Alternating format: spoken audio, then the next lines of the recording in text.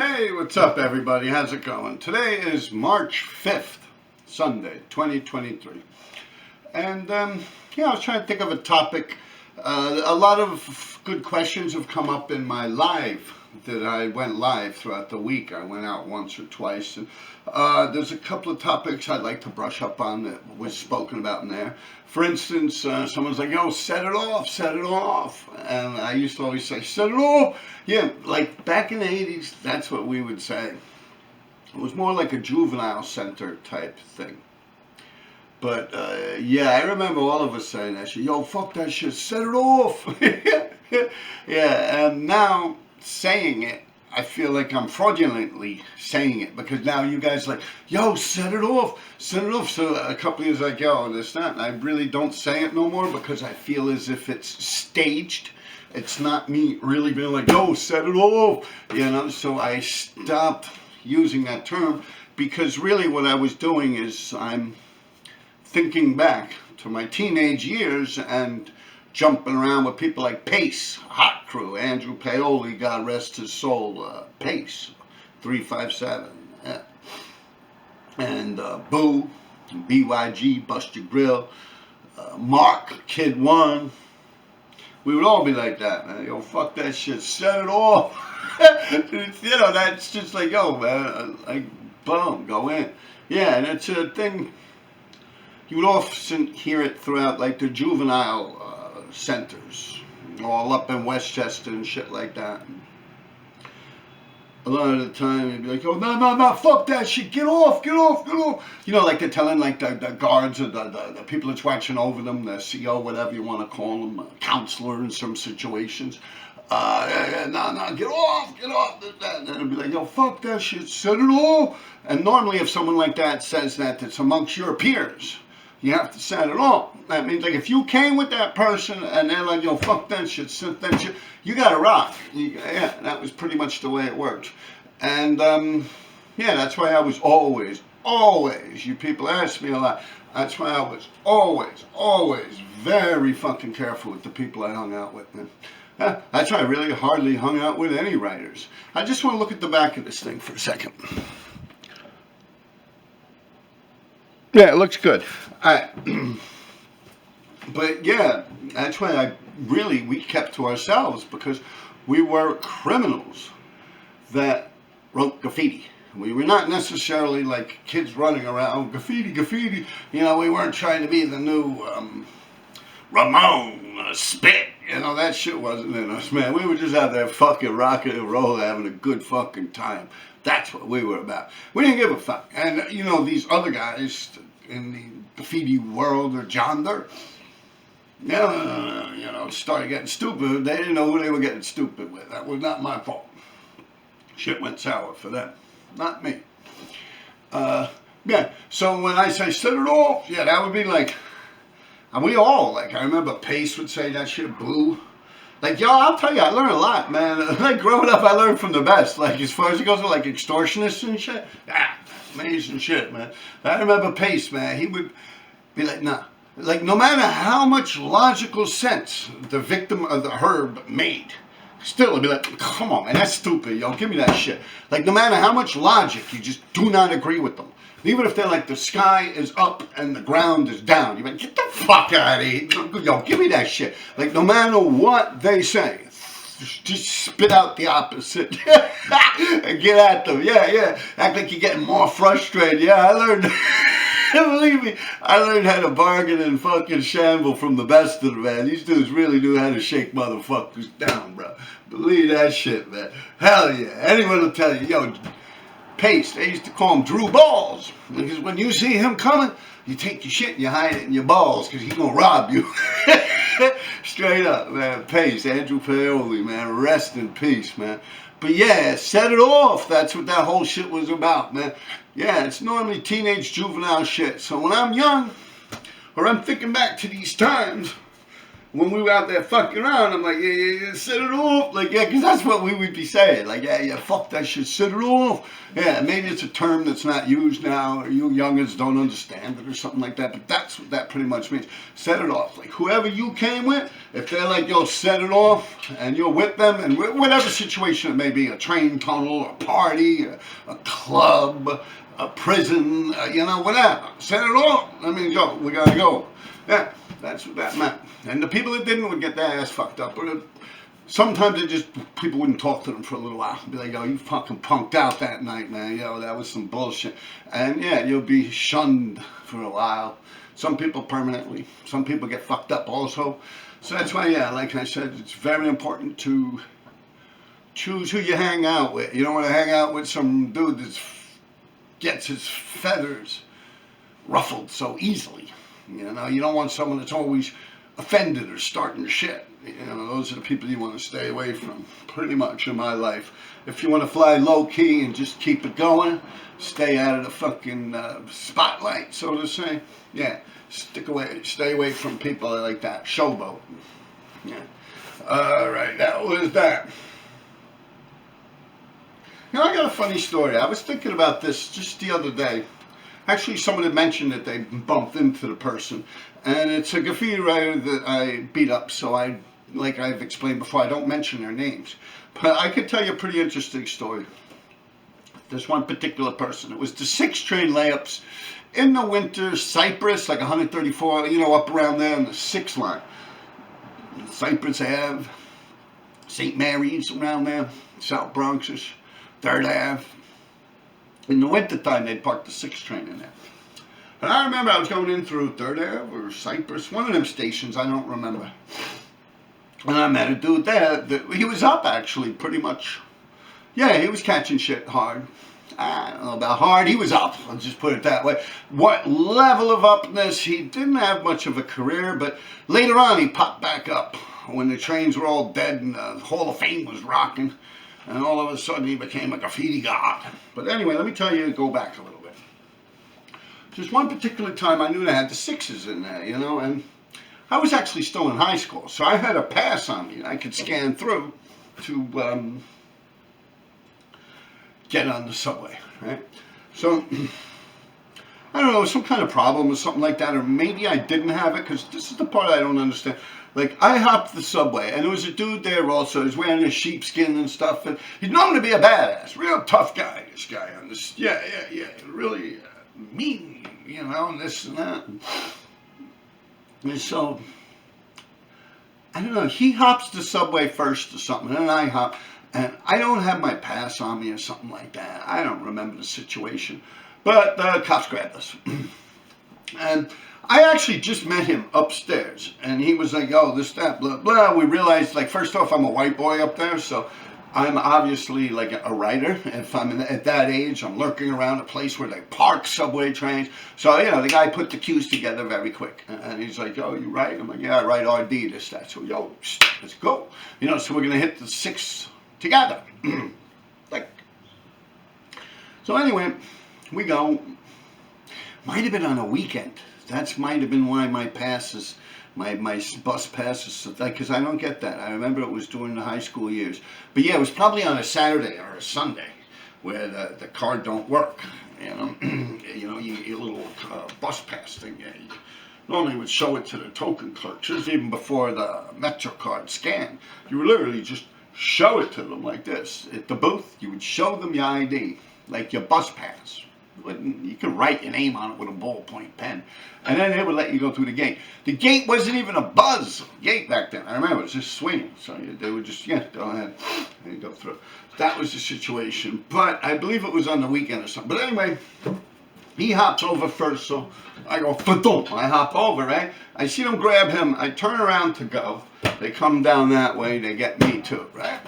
They're just for humping the subway, right? So I'm like, oh man, I'm up here. I had a soccer game or some crazy shit like that, and something about my school or something. And they were kind of like, yeah, just relax a minute. And your friend here, and meaning the dude, the other guy. And I said, I don't know him. That's what I said. They said, well, what's your friend's name? And I said, I don't know that man. I don't know. And apparently he goes on, oh no, get the fuck off, get off me, this, that, blah, blah. He's fighting with them and throwing them on the ground and shit. And like, honestly, like, I'm just standing there like this. Yeah, well, you know, talking to them. Well, this guy's like, "Rah, you'll never take me alive." And he's going through all this crazy fucking shit. So they're like handcuffing him and shit. So I'm like, officer, can I go? Like, I don't know that dude, man. Then all of a sudden, he starts saying, I don't know. He pretty much brought to their attention that we were graffiti writers. Like, he pretty much said that there's ink, that I have ink on me, and I have markers on me, and all types of shit. And that, you know, it's fucked up. And, you know, so eventually we wind up against the wall there. Obviously, they're not letting me go at this point. So I asked him, I said, dude, what the fuck are you doing, bro? I'm like, yo, first off, you're acting like, yo, nah, fuck that shit, man. He's going through all this shit, but then he starts like, I'm like, I get it. He's like, yo, but I can't go downtown. Like, yo, they got warrants. I got warrants. I'm like, well, if you've got fucking warrants, why are you jumping around like a fucking asshole? Like, why are you doing this? Stop. Relax. Chill the fuck out. Like, what is going on? Like, you're fucking up. Like, they were gonna just let me walk the fuck away. And if you weren't jumping around like a fucking asshole, we would have walked right out the fucking place. They would not have let us, and I'm actually telling them this, you know, and I'm like, they were gonna let us go. Like, what is your strategy here? What is your fucking plan? What are you trying to fucking accomplish? You know, like, for real. Like, what the fuck? You can't control your anger? Like, I'm seeing this all with my own eyes. Like, you're the one that's like, they could pretty much get you for fucking assault. You know what I mean? Like, from what I've just witnessed and shit. Then he's throwing me under the bus saying I got ink on me, and I'm over there saying I never met the man a day in my fucking life. And this is some badass. So it winds up, he spills his beans, and he's like, yo, I can't go down like this. I got warrants and this and that. So obviously they're like, well, you know, there's that. And I'm like, yo, officer, man, do I really got to go through this shit, man? Like, come on, man, I ain't fucking doing nothing here, man. And they're like, yo, just hold on a minute and this and that. And so he's like, yo, I can't go down. I got warrants, man, and this and that. Not for no graffiti. Hey, I'm like, they don't know about the graffiti. Like, they're just fucking with us for hopping a subway. Like, yo, and like, you know, yeah, that was some crazy fucking shit, man. I'll tell you, I did eventually wind up getting out of that. Like, they realized, like, I'm like, what? Like, I walked the fuck away. Eventually, they're like, all right, you could go. You know, because I'm like, oh, they actually took my ink off me, too. They would not even have known it. They had no reason to even begin to search me.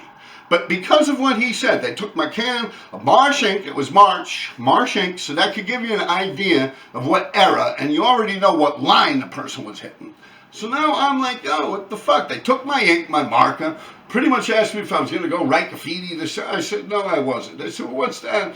I said, that's to paint my bicycle or some crazy shit like that. And they're like, well, we're going to keep this. Get out of here. I'm dead fucking serious. I didn't even get a fucking ticket. So anyway, yeah, this guy's like, yo, tell him, RD. And I'm like, tell him, what the fuck? Yo, I swear to fucking God. Anyway, man, many years passed. This is like 87, 88 that happens. 1987, 1988, the winter. That happens. So now, here we are.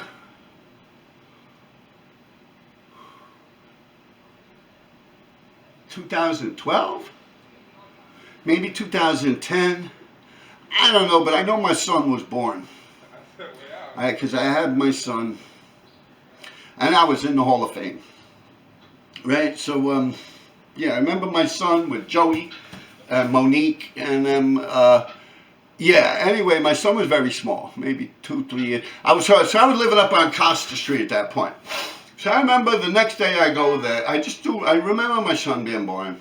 He was around, I was on Costa, so I was living with this girl, Melissa, up at Hunts Point there. And I went to the Hall of Fame.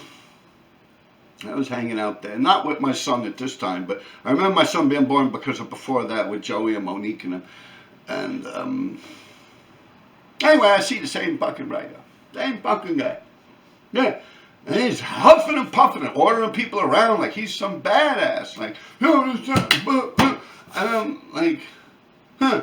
So he comes up to me, you know, he's like, yo, Or, yo, what up, dog, this, that, right? And he said, yo, I don't know why these motherfuckers, they can't do this, they can't do that, and all types of crazy shit. I'm like, wow, man, you still the same fucking way, huh? He's like, what do you mean? I'm like, oh, like, you still, like, just some angry, aggravated, like, asshole, bro.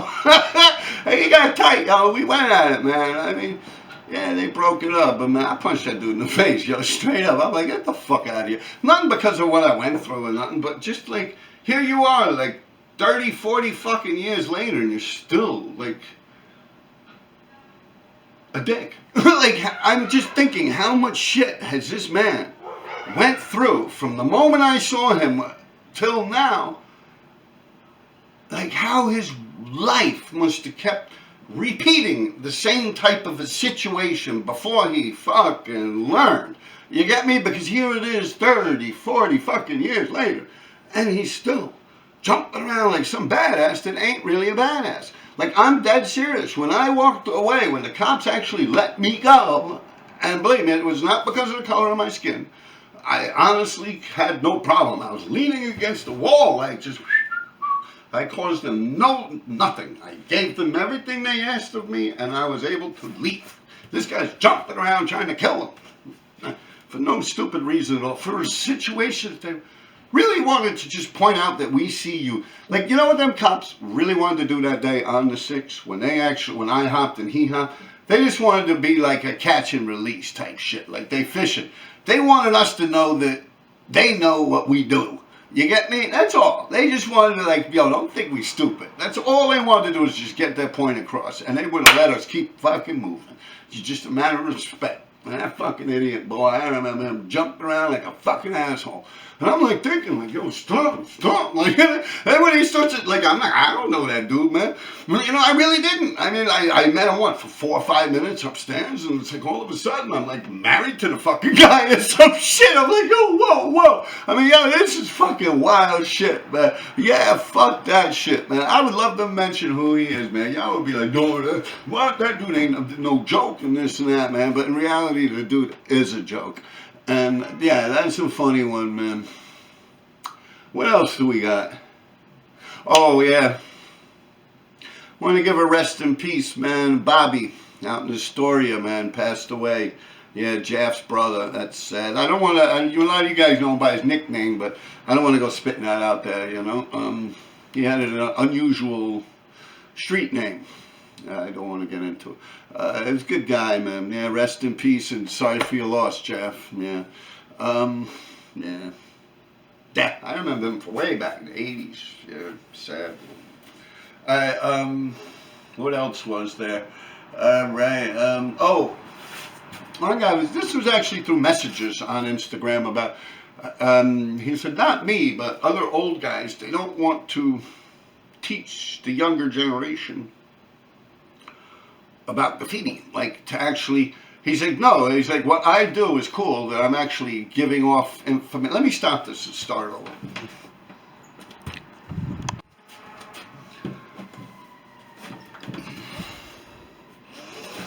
Right. Yeah, what he said, what I'm doing is pretty cool. You know, I'm explaining the history and shit, but people should actually sit down and teach you guys, like, how to actually, like, I guess, do graffiti, and, like, we ain't got time for that shit, man. What do you want us to do? Break the law? You got me? Like, no disrespect to you. As you had said to me, no disrespect to me.